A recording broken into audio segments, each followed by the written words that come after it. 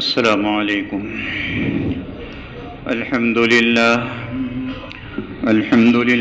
نحمده ونستعینه ونستغفره ونؤمن به ونتوکل علیہ ونعوذ باللہ من شرور انفسنا ومن سیئات اعمالنا من يهده الله فلا مضل له ومن يضلله فلا هادي له ونشهد أن لا إله إلا الله وحده لا شريك له ونشهد أن سيدنا ونبينا ومولانا محمدا عبده ورسوله صلى الله تعالى عليه وعلى آله وأصحابه وسلم تسليما كثيرا كثيرا. أما بعد فأعوذ بالله من الشيطان الرجيم. بسم الله الرحمن الرحيم. لقد كان لكم في رسول الله أسوة حسنة. صدق اللہ العظیم.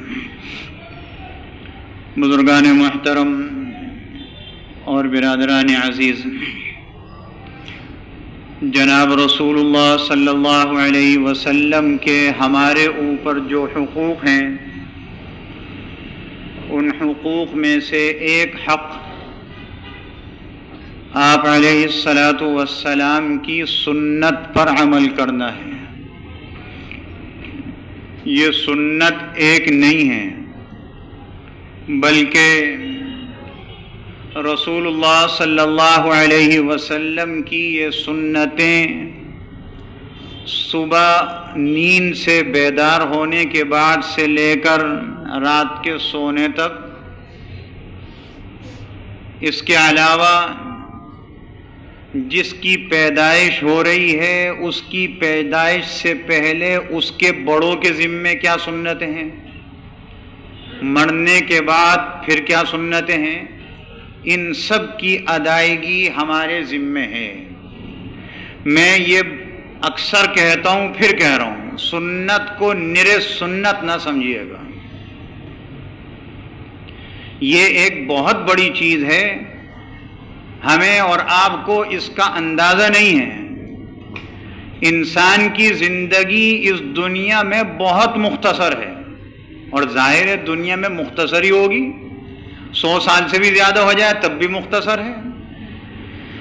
لیکن اس دنیا سے جانے کے بعد جو زندگی ہے وہ نہ ختم ہونے والی ہے، بہت بڑی ہے. اس زندگی میں جو آگے ہمیں ملے گی، اس میں کامیابی کے لیے یہاں دنیا میں رہتے ہوئے عمل کرنا ہے. عمل کا نتیجہ اس دنیا میں ملے گا جا کے. تو ہماری جتنی بھی طاقت، ہمت حضور علیہ الصلاۃ والسلام کی سنتوں پر عمل کرنے کی ہوگی، جتنا ہم اس پر عمل کریں گے ہمارا اتنا ہی تعلق اپنے پیغمبر، اپنے نبی سے ہوگا. جب ہمارا تعلق اپنے نبی سے مضبوط ہوگا تو اس دنیا سے جانے کے بعد جو بعد کی ہمیشہ کی زندگی ہے جنت کی، انشاءاللہ سب جائیں گے اس میں، کوئی نہیں بچے گا مسلمانوں میں سے. تو جب یہاں پر یہ تعلق ہوگا تو جنت میں ہم حضور علیہ السلام کے اتنے ہی قریب ہوں گے جتنا یہاں عمل کرتے ہوں گے. اس لیے یہ حق ہمارے اوپر ہے. اس میں نیند سے بیدار ہونے کے بعد کی سنتیں بیان ہو رہی تھی نا. اب ایک سنت نمبر 51، اور پھر اس کی بہت ساری شقیں. جس وقت بھی مسجد میں آنا ہو تو ان سب باتوں کا خیال رکھیے گا. نمبر 1، بلا ضرورت شدیدہ دنیاوی باتیں نہ کرنا. کوئی بہت شدید ضرورت ہے تو کر لی، ورنہ اپنا تعلق اللہ کی طرف لگائیے. جس کام سے آئے ہیں اس کام پر رکھیے. نمبر 2، لوگ نماز پڑھ رہے ہوں تو تلاوت اور اللہ کا ذکر آہستہ آہستہ کرنا. دوسرے نماز پڑھ رہے ہیں، تلاوت کر رہے ہیں بیٹھ کے، تو اس تلاوت کی آواز ایسی نہ ہو کہ اس کے کان تک چلی جائے. اس کو تکلیف نہیں ہونی چاہیے، وہ عبادت میں مشغول ہے اور آپ بھی عبادت میں مشغول ہیں۔ نمبر 3، قبلہ رو نہ تھوکے، قبلے کی طرف نہ تھوکیے۔ نمبر 4، نہ قبلہ رو پیر پھیلائیں۔ قبلہ جس طرف ہے، ایک آدمی صحت مند ہے، اس کو کوئی تکلیف نہیں ہے اور بلا ضرورت پیر پھیلائے بیٹھا ہوا ہے، اس کی اجازت نہیں ہے۔ اور دیکھیے دین جو ہے وہ سمجھنے سے آتا ہے، کسی کو دیکھنے سے نہیں آتا۔ یہ بات میں اس لیے کہہ رہا ہوں، آپ میں سے کتنے لوگ ہیں جنہیں اللہ تعالیٰ نے حرمین شریفین کی زیارت نصیب فرمائی، وہاں کے دیکھے ہوئے کو یہاں نہیں چلائیں گے؟ وہاں ہم دیکھ رہے ہیں کہ بعض مسلمان بلا جھجک قبلے کی طرف پاؤں پھیلائے سو رہے ہیں، پاؤں پھیلائے بیٹھے ہوئے، ان کے دیکھ کر ہم نہیں سیکھیں گے، ہم دین کو دین پڑھ کر سیکھیں گے۔ ہم یہ کہیں کہ وہاں تو ایسا ہوتا ہے، یہاں منع کر رہے ہیں، وہاں بھی منع ہے، یہاں بھی منع ہے۔ نمبر 5، مسجد میں بیٹھ کر گنگنائیں نہیں۔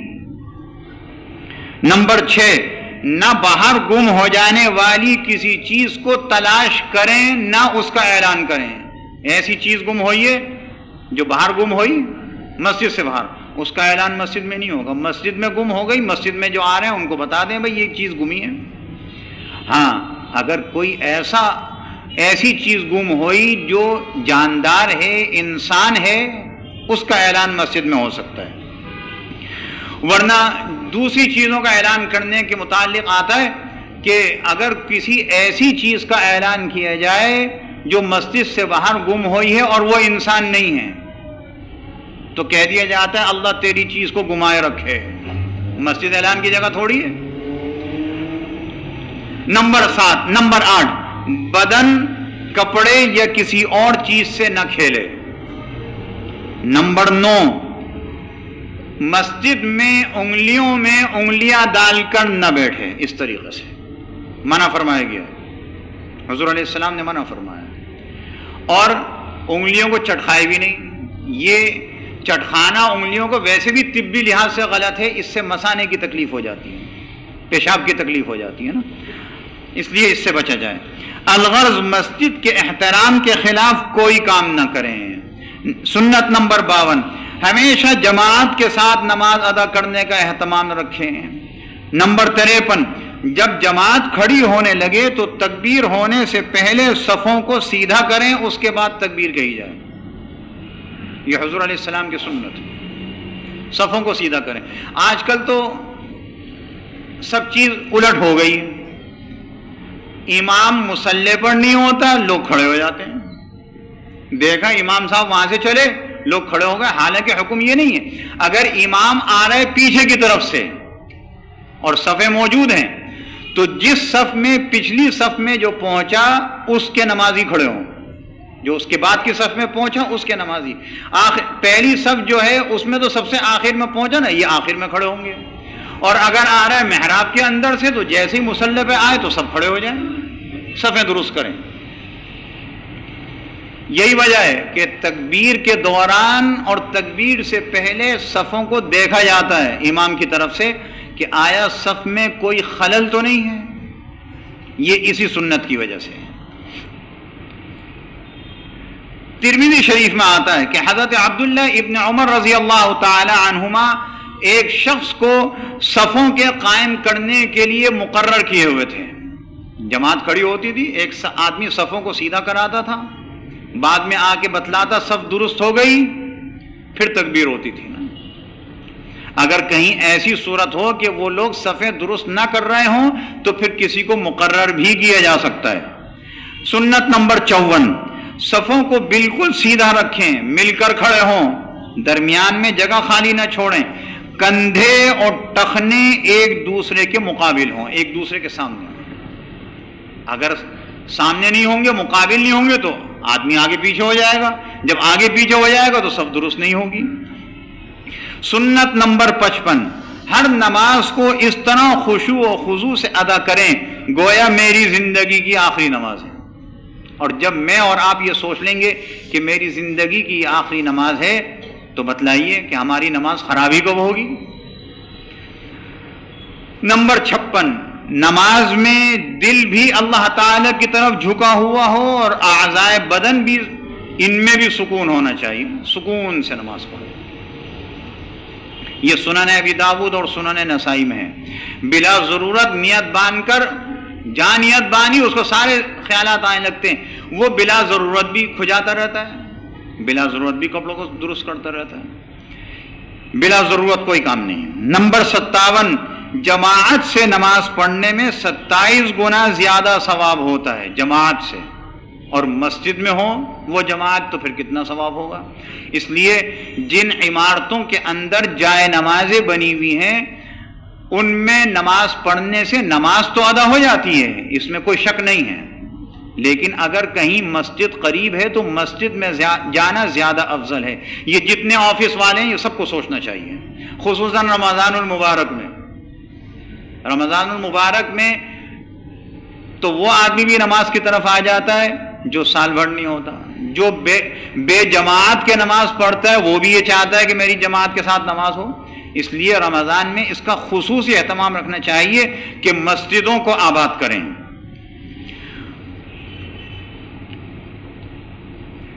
اب ہے نماز کی سنتیں۔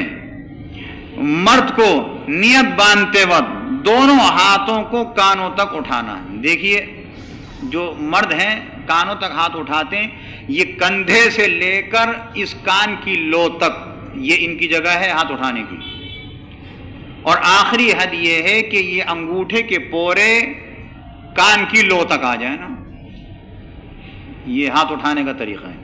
اور عورتوں کے لیے یہ ہے کہ ہاتھ اتنے اٹھائیں گی کہ یہ پورے جو ہیں یہ کندھے سے اوپر نہ ہو، بالکل اس طریقے سے، کیونکہ ان کی نماز میں بھی اللہ نے پردہ رکھا ہے نا۔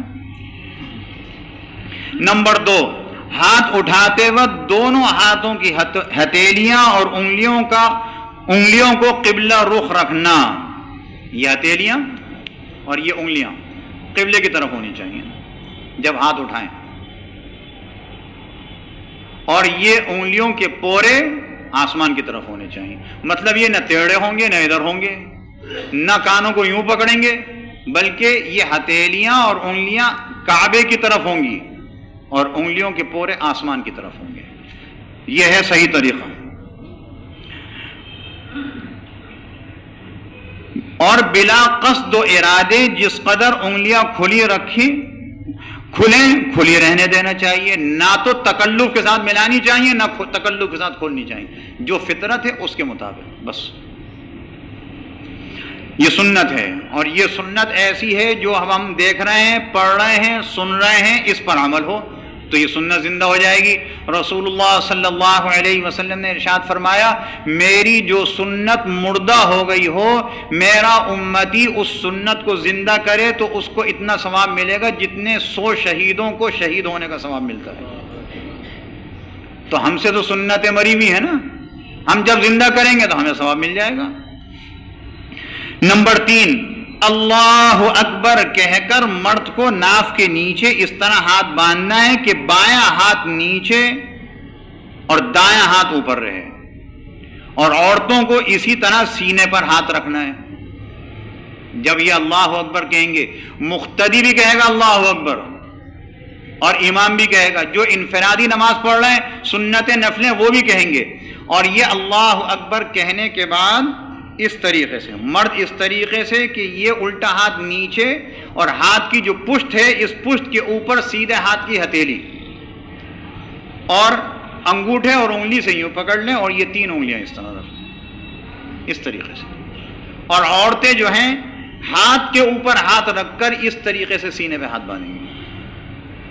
یہ حضور علیہ الصلوۃ والسلام نے بتلایا، دونوں سنتوں پر عمل ہو رہا ہے۔ نمبر 4، صرف پہلی ایک رکعت میں جو منفرد ہے وہ بھی، جو امام کے ساتھ تکبیر اولیٰ کے ساتھ نماز میں شریک ہو رہا ہے وہ بھی، مقتدی بھی، اور امام تو ہے ہی۔ سبحانک اللہم وبحمدک وتبارک اسمک وتعالی جدک ولا الہ غیرک، یہ ثنا پڑے گا، منفرد بھی پڑھے گا، مقتدی اس صورت میں پڑھے گا جب امام کے تکبیر اولیٰ کے ساتھ جماعت میں شریک ہوا۔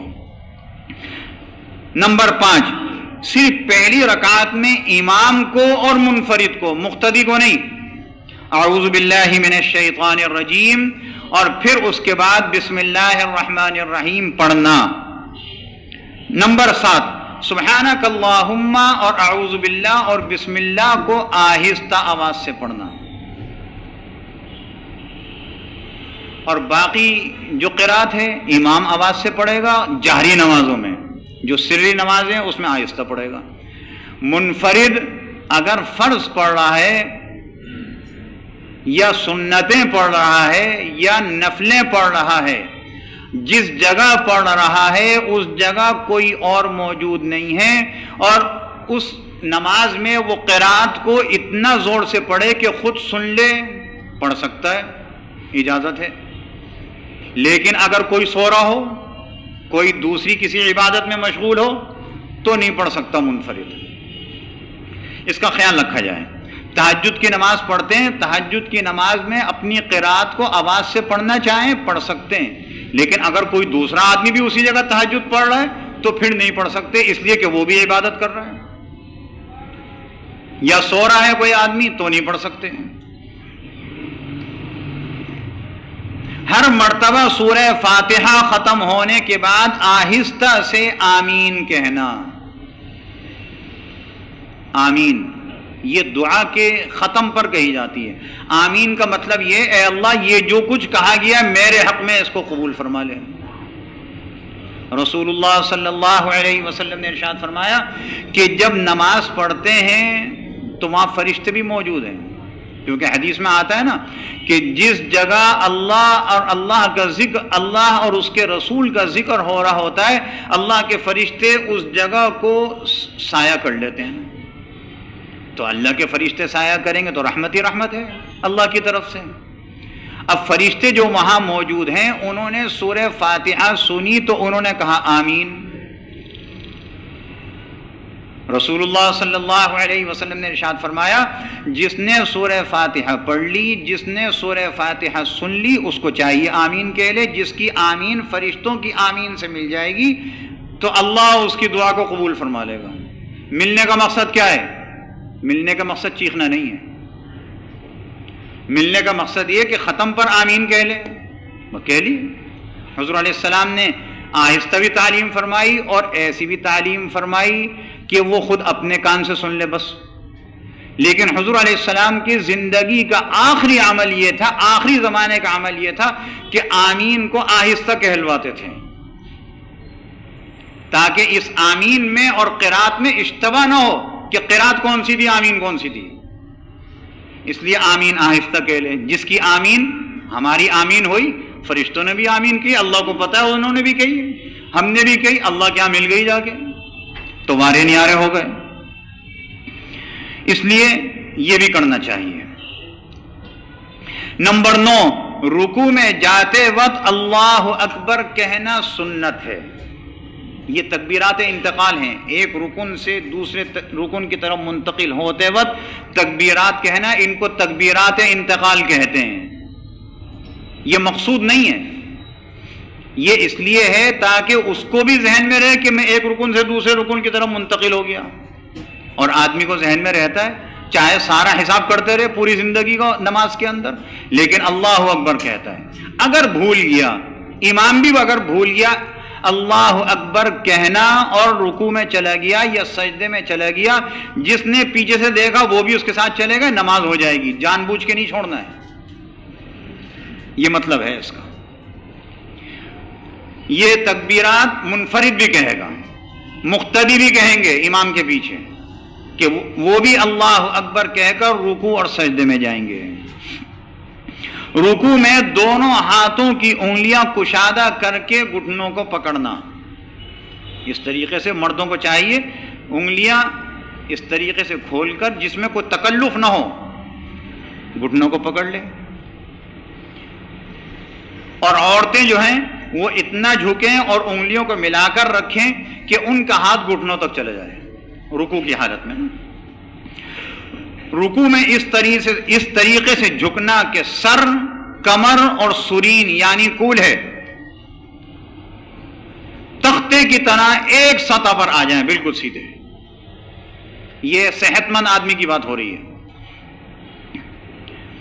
دونوں ہاتھوں کو تان کر سیدھا رکھنا اور ہاتھوں کو پسلیوں سے الگ رکھنا اور پنڈلیوں کو بھی سیدھا رکھنا، یہ سب مردوں کے لیے ہے۔ عورتوں کو صرف اتنا جھکنا چاہیے کہ ان کے ہاتھ گھٹنوں تک اچھی طرح پہنچ جائیں۔ عورتیں انگلیوں کو گھٹنوں پر ملا کر رکھیں گی، کھولیں گی نہیں۔ یہ رکوع کی سنت ہے نا۔ رکوع میں کم از کم 3 مرتبہ سبحان ربی العظیم پڑھنا، اور امام کے لیے سنت یہ کہ کم از کم 5 مرتبہ پڑھنا۔ امام کی رفتار زیادہ ہوتی ہے، امام 5 مرتبہ پڑھے گا، پیچھے والے کی 3 مرتبہ ہو جائیں گی۔ منفرد ہے، اکیلا نماز پڑھ رہا ہے، جتنا چاہے پڑھ لے، 7 کر لے، 9 کر لے، 11 کر لے، جتنی دیر تک چاہے سبحان ربی العظیم پڑھے۔ نمبر 13، رکوع سے سر اٹھاتے وقت امام اور منفرد کو، مقتدی کو نہیں، سمع اللہ لمن حمدہ کہنا، اور مقتدی اور منفرد کو ربنا لک الحمد کہنا۔ منفرد سمع اللہ لمن حمدہ بھی کہے گا، ربنا لک الحمد بھی کہے گا، مقتدی صرف ربنا لک الحمد کہے گا، امام صرف سمع اللہ لمن حمدہ کہے گا۔ نمبر 14، رکوع کے بعد سیدھے کھڑا ہونا، جس کو قومہ کہتے ہیں، بعض اس کو واجب بھی کہتے ہیں، بلکہ آج کے حالات میں تو واجب ہی ہے۔ ہم لوگ، بعض لوگ نماز میں اتنی جلدی کرنے لگے، صحت مند ہوتے ہیں، رکوع سے کھڑے بھی نہیں ہو پاتے، کمر بھی سیدھی نہیں کرتے، سجدے میں چلے جاتے ہیں، نماز نہیں ہوتی، دوبارہ پڑھنی پڑے گی۔ اس لیے اعتدال ضروری ہے۔ نمبر 15، سجدے میں جاتے ہوئے پھر اللہ اکبر کہنا۔ نمبر 16، اس ہیئت سے سجدے میں جانا مسنون ہے کہ دونوں ہاتھ گھٹنوں پر رکھے اور پھر گھٹنے زمین پر ٹیکے، پھر دونوں ہاتھوں کی ہتھیلیاں زمین پر اتنا فاصلہ دے کر رکھے کہ سر دونوں ہتھیلیوں کے درمیان ہو جائے، اور ہاتھ کے انگوٹھے اور کانوں کے یہ نرم گوشے یہ بالمقابل ہو جائیں۔ ہم سجدہ کرتے ہیں، ہاتھ ہمارے پیچھے ہوتے ہیں یا اتنے آگے ہوتے ہیں کہ کانوں سے بھی آگے چلے جاتے ہیں، یہ درست نہیں ہے۔ یہ ہاتھ ایسے ہوں، یہ انگوٹھے کے جو پورے ہیں یہ کان کے نرم لو جو ہے اس کے سامنے ہونا، اور یہ انگلیاں ان کا رخ کعبے کی طرف ہو۔ سجدے میں دونوں ہاتھوں کی ہتھیلیاں ملا کر قبلہ رخ رکھنا، اور اس طرح پیروں کی انگلیوں کو بھی قبلہ رخ کر دینا مسنون ہے، اگر پاؤں کی انگلیاں کسی کے موڑنے میں تکلیف نہ ہوتی ہو۔ نمبر 18، مرد کو سجدے میں دونوں ہاتھوں کی کوہنیوں کو کھلا رکھنا، ملانا نہیں پسلیوں سے، اور نہ یہ پوری کلائیاں زمین پر ٹکا کر رکھنا، اس کی اجازت نہیں ہے مردوں کو۔ ہاں کوئی تکلیف ہو تو بات الگ ہے۔ پیٹ کو زانوں سے اور ہاتھوں کو زمین سے اور بازوؤں کو پسلیوں سے جدا رکھنا، سجدہ سینے کو ابھار کر کرنا، سجدہ زمین کی طرف سینہ دبا کر نہ کرنا چاہیے، البتہ عورتوں کو زمین سے لگ کر سجدہ کرنا یہ اسی کا حکم ہے، جس کو کہتے ہیں اردو میں بیٹھا سجدہ۔ یہ نماز کی سنتیں بیان ہوئیں۔ اللہ رب العزت مجھے اور آپ کو سب کو عمل کی توفیق عطا فرمائے، اور اپنے کرم سے، اپنے فضل سے ہم سب کو حضور اقدس صلی اللہ علیہ وسلم کی سنتوں کے ساتھ ذوق عطا فرما دے، شوق عطا فرما دے، ان کو اپنی زندگی میں شامل کرنے کی توفیق عطا فرما دے۔ وآخر دعوانا ان الحمد للہ رب العالمین۔ سنتیں پڑھ لیجیے۔